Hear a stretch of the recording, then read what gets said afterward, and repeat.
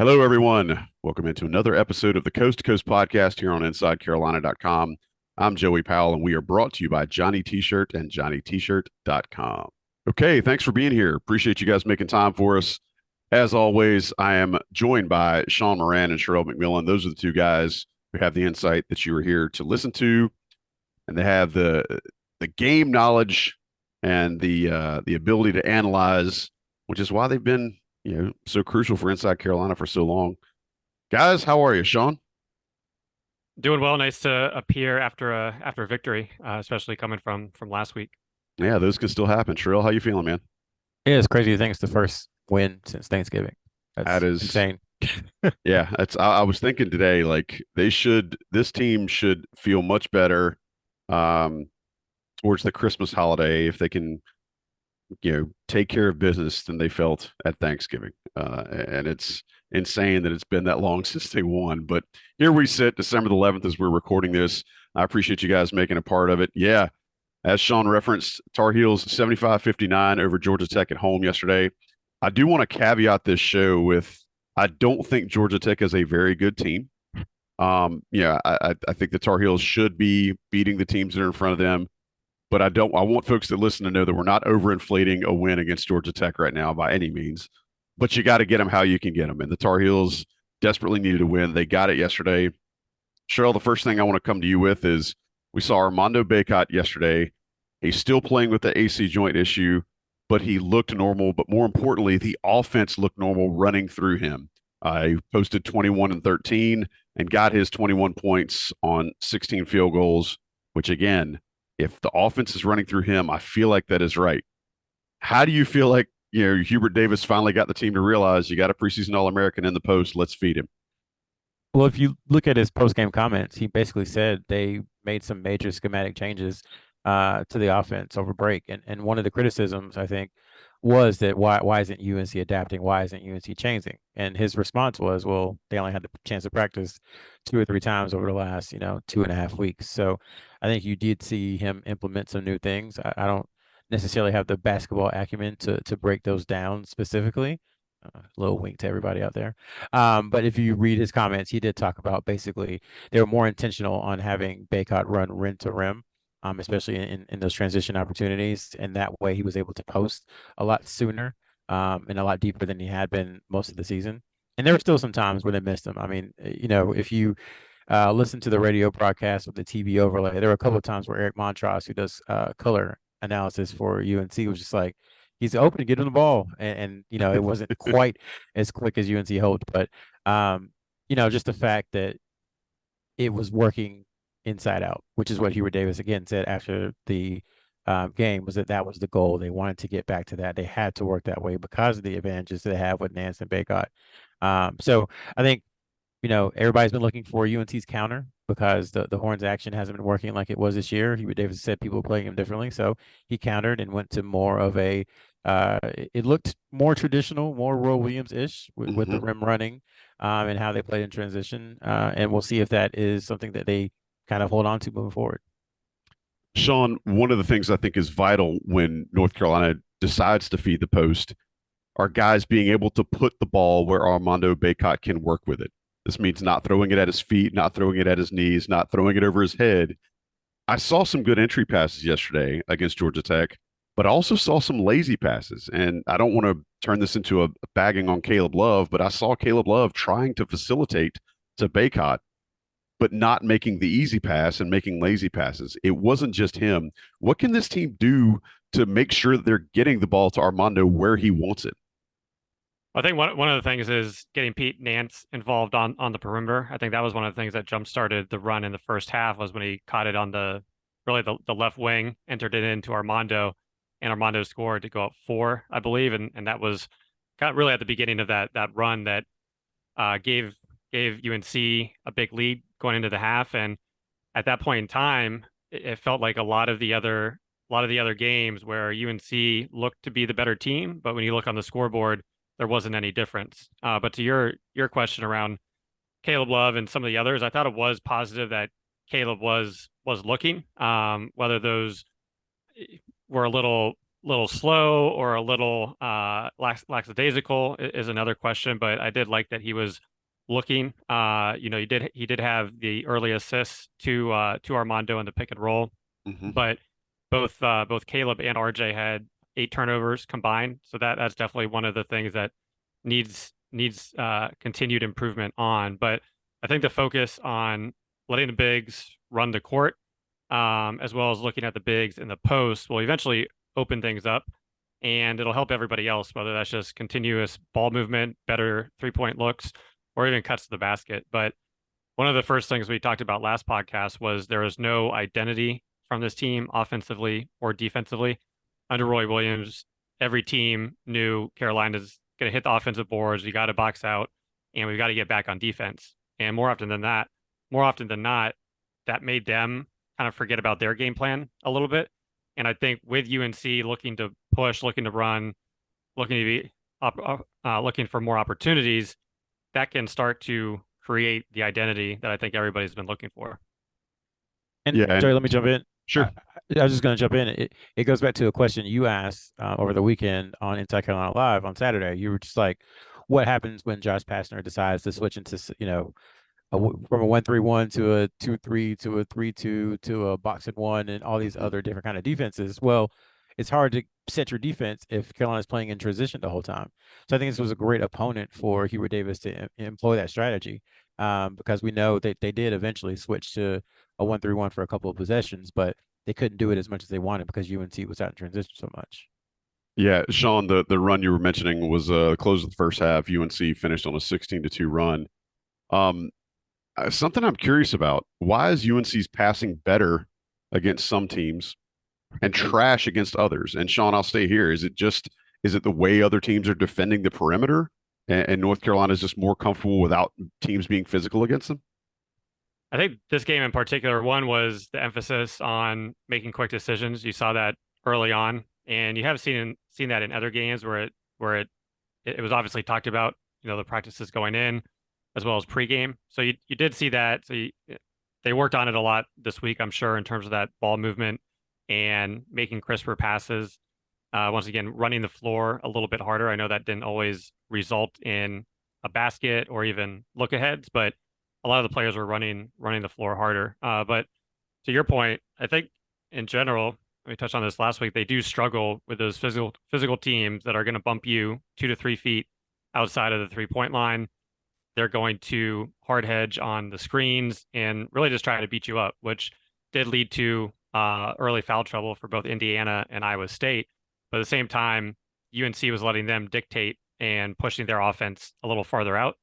Georgia Tech kind of goes in that almost Marquette bucket of, hey, they have some athleticism, but they're not going to start bumping and hand checking 23 feet for the basket. And I think when UNC is not dealing with that, they're able to run their offense a lot more freely. But at the same time, I think some of the updates they made to their offense can negate some of that physical play that we will probably see come the Ohio State game and from several teams in the ACC. Sherrell, Sean mentioned it a little bit. North Carolina had a lot more transition opportunities yesterday than they've had earlier in the season at times. What's leading to that? Is it guys being more aggressive on defense? Is it guys getting their head up quicker? Is it just a willingness to attack? What do you attribute yesterday's transition opportunities to? Yeah, I think it's just that they were intentional about it, that they thought about it, that every possession, if there was an opportunity, they tried to push, especially RJ Davis. I think he deserves a lot of credit for how the game kind of flowed yesterday. Him and Sel Trimble, I guess we'll get to him in a little bit. But, as soon as RJ Davis, got the ball, whether it was his rebound, or, double figures and rebounding for your 6 foot 5'11" point guard is pretty phenomenal. But whether he was grabbing the rebound and going, or whether one of the bigs was getting to him and going, there was not much wasted time coming up the court. And again, when you don't have to play against a set defense, it's a lot easier to get your guys to their spots. So I give a lot of it to him, but also you can't get in transition if you don't get stops. And for a little while there, they were struggling on the stopping part, especially I think it's either Coleman or Kelly, since they hit basically everything. Hit the three to put them up 24-23. And then RJ Davis comes in and knocks down the three in the next possession, and kind of off it went. They got a lot of stops during that stretch. So once the defense kind of got on solid footing, I would say, I think that's in concert with RJ Davis pushing. That's what really got the transition going. So one of the things that Josh Pastner had said prior to yesterday, and I think he told anybody in the media during his availability with him that he knew he knew North Carolina was a good shooting team. He just hoped they didn't get hot yesterday. Well, the Tar Heels did not. However, a problem that has continued to plague the Tar Heels is that they gave up a lot from beyond the perimeter. Georgia Tech had not been shooting very well from three for the year, but as Sherrell mentioned a second ago, Kelly and Coleman combined to hit 6 threes. And Georgia Tech as a team went 9 of 26, which is just a hair under 35%. Why does the open shots from the perimeter keep popping up, and do they keep playing this Tar Heel defense? Sherrell, you have any ideas? Yeah, I don't. Again, I think maybe it's not helping when you're supposed to help, or helping when you're not supposed to help. But some of those threes, they're just step in. They're not Mm-hmm. even contested. I'd love to see Adrian's data about moderately contested, lightly contested, or heavily contested. But Mm-hmm. it felt like, especially the ones that Coleman hit, it felt like those were just open, and he just could get into his rhythm and knock it down. So. I'm not sure. Hubert Davis after the game talked about trusting that you're going to get help if you help, and maybe they're still working on that. But you know, to their credit, I think Georgia Tech had 7 in the first half and only 2 in the second, so they did limit them in the second half. But there was a stretch there where all of Georgia Tech's points basically came from the 3-point line, and it wasn't like North Carolina was getting hands and faces on every possession. So that is definitely still an area for improvement, I think. Sean, what do you see when this team is rotating? Is it guys not talking? Is it guys just like Sherrell said? Are they not trusting that someone else is going to be there? Are they trusting too much that someone else is going to be there? Just what are you seeing from a team fluidity perspective on defense right now? Well, even though Georgia Tech hit several threes in this game, they came in shooting under 30%. So I think it was outside of really two players that can shoot. You could kind of see when they were bringing the ball up the court, RJ was 1 foot inside of the 3-point line, and they're really playing off a lot of the players in this particular game. But one of the things, I'll talk about improvements first and then kind of go to your question. It did seem there was a lot more communication, not to the level that it will need to be to get wins in the NCAA tournament or wins against Q1 opponents, but there's definitely an improvement from the Thanksgiving time period in terms of the switching, the talking, and some of the communication. So hopefully that will continue to increase. And once again, going back to when that run started, there was, I think it was Seth Trimble and Pete Nance. It looked like they had some really strong communication going on, whether that was a switch, et cetera. And that was one of the many factors of that run. But they do tend to lose focus at times, and just as what Sherrell mentioned, overhelp. Even though some of the threes that were hit on Leaky Black, he was pretty much guarding the 3-point line, but he still was allowing an open shot. So he's almost a step slow. And you always have seen that from Carolina teams, the propensity to overhelp, even if that overhelp is not really doing anything. Right. I think it was going back through some messages from last year, and there were several quotes from a coach as they were preparing for North Carolina, and it was striking to me at how well those quotes were still fitting at this point in time this year. And one of the quotes was, just look to get in the paint. We know Carolina's going to overhelp, and then we just have to kick it to the corners, kick it to the wings, and we're going to get wide open shots. So I think that is just a general team issue, not just this year, but over the years. And I think the help was better, but the help needs to be from players that can actually step in and either cut off a driver as well as the one defender covering for that position. But when it comes to all 4 other defenders helping out, then that does leave a lot of open players, especially when the help isn't doing much to slow anything down. I think a frustrating thing for fans is when they see that help and it's half stepped, right? Like it's not a Yeah. full commitment to help off towards the ball. And you have steps, you get kind of, to your point earlier, you kind of caught in this no man's land where you're not on the shooter, you're not on the ball either. So it's kind of, to quote the Nobel laureate, Mark Jackson hand down, man down, and that's been bad for the Tar Heels. Been a bad recipe for their defense. What is a good recipe is you and Johnny T-Shirt's amazing selection of gear this time of year. Johnny T-Shirt, JohnnyT-Shirt.com, big supporters of Inside Carolina. We're supporters of theirs. It's alumni owned and operated, local business. You want to support local businesses as much as you can. Be sure to check them out right now. If you hit them up quickly, you could probably still get your stuff shipped to you by Christmas.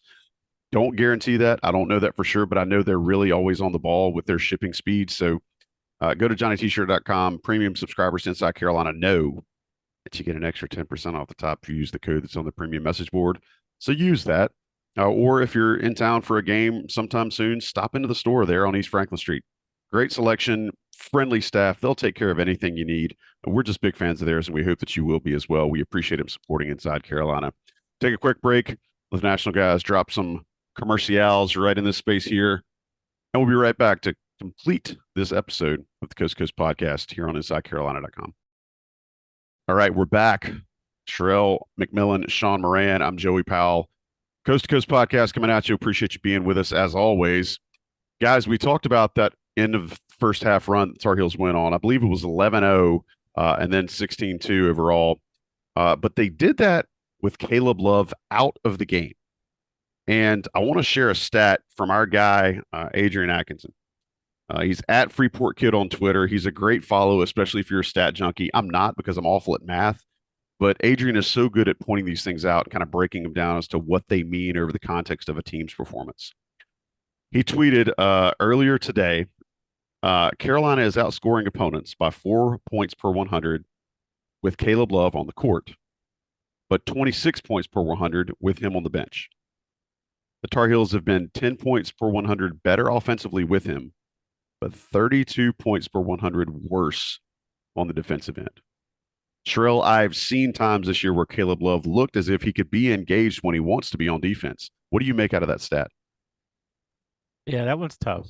I think I will choose a different direction to go in. I think it says that Seth Trimble provides this team something that it did not have last year, which, I think a lot of people have talked about, which is someone who can come in and when Caleb Love or RJ Davis need a rest or need a second to just get themselves together, to let the moment sink in, to calm down a little bit. Seth Trimble can come in, and while he may not have the offensive prowess of Caleb Love or RJ Davis, he has the defensive, prowess in spades, I would say. The game changes significantly when he's in the game because we've talked about kind of the on the ball defense and how that works for UNC and how sometimes it seems like it isn't there. Well, when Trimble's in the game, it's there. And I think he's shown that he's a willing passer. He's a very good finisher because of his athleticism. So I think to me, it says more that Seth Trimble is a really good defender than Caleb Love is a bad defender. I know that's the first initial reaction is that, oh, well, Caleb's awful at defense. He hasn't been great, and I think he would tell you he hasn't been great. And I think he would tell you that the season hasn't gone so far the way he thought it would. However, I think it just says that North Carolina does have a little depth with Trimble and that he can come in and he can really help UNC, especially defensively when RJ Davis or Caleb Love needs a moment. And he's been contributing positively, right? It's not even a net neutral. It's like he's bringing things to the table, like you mentioned. But I think the play of the game against Georgia Tech may have been that little bounce pass he hit RJ Davis with, cutting for a layup. I mean, that's guard to guard, and he looked absolutely like a comfortable point guard facilitating when he hit Davis for that layup. Sean, do you have anything that you want to say about Love's defense? Or again, I appreciate Sherrell's perspective there. Maybe it is just more about Trimble and him being different in that equation than it is about Caleb Love. Sure. I'll start Seth Trimble just because Sherrell went there, and I think the minutes we saw the last two games were probably the minutes a lot of people were hoping for. Really started in that probably Iowa State game. He played 13 minutes, so really the Alabama and Indiana games. Just given what we've talked about, that he offers things that nobody else on the team offers, and one that from a athleticism, first step perspective, offensively, defensively, that on the ball pressure, and just his defensive instincts. But one of the other things that he is really good at, whether we saw him pushing the ball and hitting Armando running down the lane, but when he's playing with RJ, is probably the only player that RJ really passes to get the ball up the of the floor quicker. And I think that's a testament to Trimble really running, really running hard and making it so he does have to get the ball passed to him because he is that so far ahead of everybody else. So I feel the RJ Trimble, it really helps RJ out when he's on the break. But going to Caleb, I mean, there's no denying that teams are definitely looking to target him at the beginning of the game. And going back to Iowa State and Caleb Grill, he has been getting torched, from that shooting guard that they usually have going off. And once again, this goes back to another quote, same coach. Yeah, it says let's put Love in the grinder. Let's run him through 19 screens because he really does struggle in the pick and roll off ball. I think given his size, athletic ability, wingspan, he gets locked in when he's on the ball a lot. And even if he makes mistakes, he's working hard. But when it comes off ball, he can kind of lose it. I don't want to say lose interest, but he maybe loses some focus, I think, and that can allow for the back doors. That can allow for the helps that aren't really helping. And then this goes back to the communication because I did go back to the Iowa State and Alabama games. Both those games, UNC was up, and especially the Iowa State game, that could have been a game where they just put them away either early or in this, numerous times they had opportunities and they were really targeting Love in screens pretty much every time. It might not have been Caleb Grill scoring, but sometimes maybe Armando switched and Caleb didn't. But there's a lot of lack of communication. So I think that is really defensively one of the main improvement points. Just a little bit more focus. Also knowing that teams are going to try to target you and get you out of sorts, and just to use that as motivation, knowing that he is really, from a talent perspective, the most talented player on UNC. Sherrell? Yeah, I would say too, you think about his offense. He hasn't really, I would say after those first couple of games, hasn't had one of those just charged offensive performances where he can hit, whatever he's shooting. And I think anyone who's played sports, especially basketball, realizes that your offense sometimes, whether it should be or not, your defense is kind of praised off of your offense. So I would think if he can have some better offensive performances more efficiently, that will energize him defensively. I know people will hear that and they hate to hear that, but it's realistic. It's true. It's reality. Yeah. So I think hopefully that's something for him that can improve, because if he gets his offense going, his defense gets going, then that takes Carolina just to, another level from where they are now.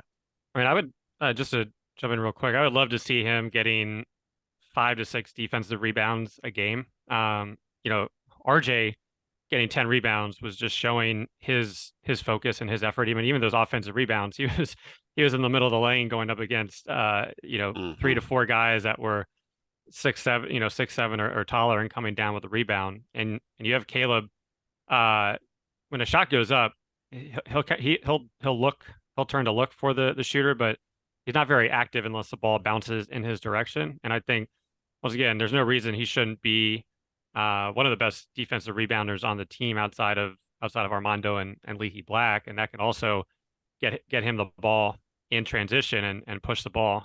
He did do 2 throw aheads last game in the first half. It didn't turn into any points, but once again, that was something I liked him doing, and hopefully just keeping the eyes up for both him and RJ as they go can lead to easier baskets. Yeah, for all of the fans who were bagging on Love for the amount of shots he took in the 4 overtime game against Alabama and maybe his shooting percentage not being so high, I think they have to be a little happier with his willingness to facilitate yesterday against Georgia Tech. I think he looked to pass the ball, he looked to get guys involved, and that's something that folks have kind of criticized him pretty harshly for in the past. Guys, we also had a Jalen Washington sighting yesterday, and I want to give Sherrell some props. He felt like if it was going to happen yesterday, it'd be towards the end of the game. It did. And Jalen Washington now is averaging 40 points per 40 minutes, and he is shooting 100% from the field on the year, as I tweeted out yesterday after the game. So at this point, he's basically jersey in the rafters type material, right, Sherrell? Yeah, it was good to see. It was good to see him play, man. I mean, for those who don't know He is a tremendous person outside of basketball. And, people say that all the time, like, oh, he's as good of a basketball player as he is. He's a better person. And they just say that to try to get on people's good side. But with Washington, it's actually true. And that's one of the reasons he was the perfect, I would say cultural fit for UNC when they went out recruiting him. Just the first time after talking to him on the phone, you're like, yeah, I get it. I get why Hubert Davis is after this kid. And that's leaving the basketball completely, apart. So just on a human level, to see what he's gone through over the last 2 years, basically, and to him now being on the court in his first college game, that was a cool moment. I think moving forward, I'm still I still would be surprised if he is a huge contributor this year. Been wrong before, been wrong this year, was wrong last year. So take that with a grain of salt. But it just a really feel good moment for him. I think in the future he's going to be a really good player for North Carolina as he continues to get healthy and get his rhythm back. But it was just a really cool moment for a good person.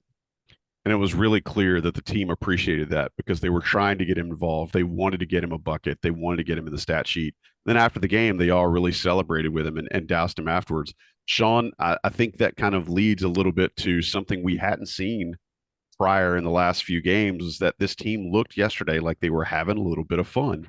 How important is that for this squad moving forward?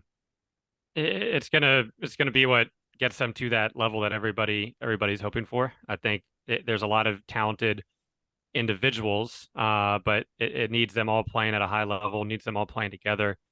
Don't need anybody to get 30 points, but I think there's several people that can get you 20 each game, and then there's hopefully several others that can hit key shots and make key plays. And going back to the identity, a lot of that comes from the coaching staff, but it also comes from players figuring out roles and understanding roles. And there's still a long ways to go on that, but I think this was definitely a positive step in the right direction. And I think also a lot of that goes back to enjoying playing with each other. And when when you're just watching one guy shoot over and over, that doesn't really help just everybody feel a part of the action, which I think can then make you probably not as focused on the defensive end. So I think with the ball movement, with passing the ball, with those assists, I think that just goes back to Carolina basketball, which everybody likes to say and which Hubert talked about.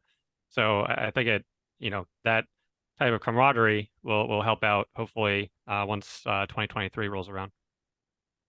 All right, fellas. Well, next ball game for the Tar Heels to try to continue this feel good vibe that they've seemed to gain back will be against the Citadel on Tuesday night at the Smith Center. The Tar Heels should be a pretty heavy favorite there. Boys, before we get out of here, I'll give you a chance for your 2 cents. Sherrell, anything you want to add? Yeah, so the holiday classics and tournaments kind of kick off this week in earnest, and a big one is down in Fort Myers. It's the City of Palms Classic. Sean's been there a few times, knows it well. UNC's two guards in 2024, lead guards who they've offered, Elliot Cadeau and Boogie Flan, are both playing down there. Now, because of UNC's schedule, they play Saturday and then they play Wednesday in Charlotte. Not quite sure if UNC will be able to get down there, but the tournament starts, I believe, this Friday, the 16th. And then there'll be some tournaments after Christmas that we can talk about, next week. But wanted to shout that out because it's a big deal. And I think some of the games are televised on ESPN. I'll have to double check that, and we'll put it on the message board if so. Awesome. Thanks for adding that. Yeah, it's not a ton going on for recruiting right now, but anytime you do have, some of UNC's recruiting board going up against each other in high profile tournaments, I think that's obviously worth a mention. Thanks for mentioning that. Sean, anything you want to add before we wrap up shop for tonight?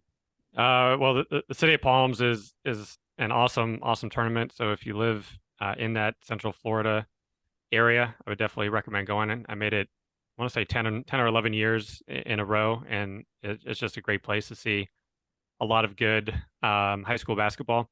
In terms of my two pennies, one would be Ohio State. So that is pretty much the Michigan game of last year, where they needed a win. This would be really their first quality win of the season, and I think Ohio State very they're a strong team.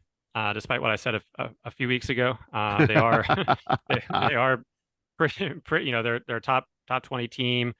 Ken Palm, number 3 team offensively in terms of efficiency standpoint. Defensively, number 78. So there's definitely, from an offensive perspective, some things to watch out for. They lost to Duke and San Diego State, and they're a pretty young team. So this is there was some quotes about going to Duke and what a big moment it was. Their first Big Ten game, which they won, I think on a buzzer beater or a point against Rutgers. So Mm-hmm. this will be their first game in a NBA arena as well, I believe. And with a young team, they do rely on some freshmen.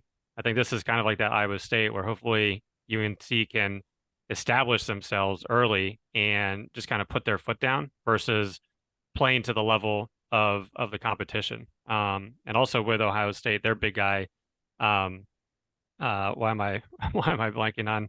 Yeah, Zed Key. I was having Key Zed in my head, but he's 6'8", so he's not taller, but he has a 7'2" wingspan, and he is top 10 in the country in offensive rebounds, and it'll be interesting to watch that dynamic. But once again, an extremely important game for UNC to win. And then just a few other thoughts from the Georgia Tech game. Leaky over the last 3 games, he's 1-7. They've got to find a way to get him going a little bit more offensively, whether that is off ball cuts or just kind of trying to get him some easy baskets, which I think will reduce any forced jumpers late. And then Nickel, I thought he had a big shot in the first half. I was surprised we didn't see him at all in the second, but with him, the ball doesn't stick. He gets it. He's looking to get it up, or he's looking to attack or pass it. And I think that's what the team needs.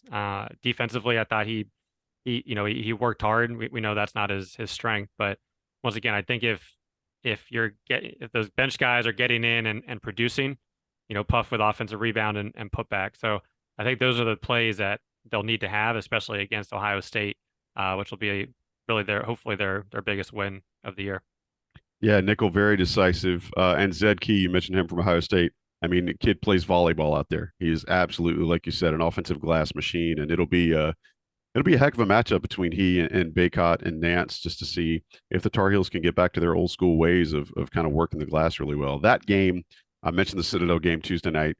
The Ohio State game will be next Saturday, the 17th at 3 o'clock. That game's at MSG, I believe. Correct me if I'm wrong, fellas. But fellas, anything else? Good? Going once, going twice? Let me just say, All right. nothing big, but I thought, I don't know why this particular play sticks in my mind, but the first 3 that Caleb Love hit in the second half, I think it was his first of the game. It was pure too. It was just such a nice step in, and I'm like, Mm-hmm. That is the kind of 3 that you want to see him take. I would love just a few more times as the ball starts to go inside out. More as it work through Baycott, work through Nance, a couple of times where they kick it out and let him just step into it, because when he steps into it, the form, the release, everything looks really good. So that's the kind of 3 that you want him to take. Obviously he has the ability to make some of those step backs, but you don't want to live by that. So just stuck out in my mind that maybe that's something that the staff will look at and try to scheme up some more. Yeah, it was absolutely a very, very pretty shot. And as you guys mentioned earlier, working inside out will give the opportunity for that. And like you said, Trill, it was absolutely pure. Sean, I'm going to let you have a chance to mention this because the ball rotation was absolutely silky. Like it was something from a Luther Vandross album when they got Pete Nance at 3 yesterday. You want to mention that? Yeah, I don't think we can go the whole podcast without mentioning that specific play, because that was probably one of the best plays we've seen all season. From throwing maybe not the greatest entry pass into Armando, but for him to catch it instead of trying to force something, delivers it out to Nance in the corner. RJ pump fake, he had opportunity to force a 3 or even take a long 2. Then he kicks it for a good shot to a great shot, and Nance knocks it down. And that was, we keep talking about ball movement and trying to get better shots for your teammates, and that was a fantastic thing we saw. And once again, I think that shows, hey, continue to put pressure on the defense, continue to make the right pass, and the team will get good shots. They're not going to knock it down all the time, but if you're taking good shots versus the 27-foot step backs, that will improve and make the team better as we go into Ohio State, Michigan, and ACC play. And good on Pete Nance for stripping it, right? Like they worked the ball around, and good on him for knocking it down from the corner. All right, fellas, really going to put a bow on this one this time. Appreciate y'all, getting the most out of this show. Short one because we only have one game to talk about, but next week when we join you, we will have two on our belts, Citadel and Ohio State. Hopefully the Tar Heels can get 2 wins there. We'll have more positivity to share with you all. But as always, I appreciate Sean and Sherrell for bringing what they bring. Guys, thank you. We'll talk to you next week. Shout out to John Siegley for producing, to Johnny T-Shirt for sponsoring, but for Sharon, I almost got through the show without screwing something up. For Sean Moran and for Sherrell McMillan, I'm just Joey Powell. I appreciate everybody being a part of the show tonight. We'll talk to you next time on the Coast to Coast podcast here on InsideCarolina.com.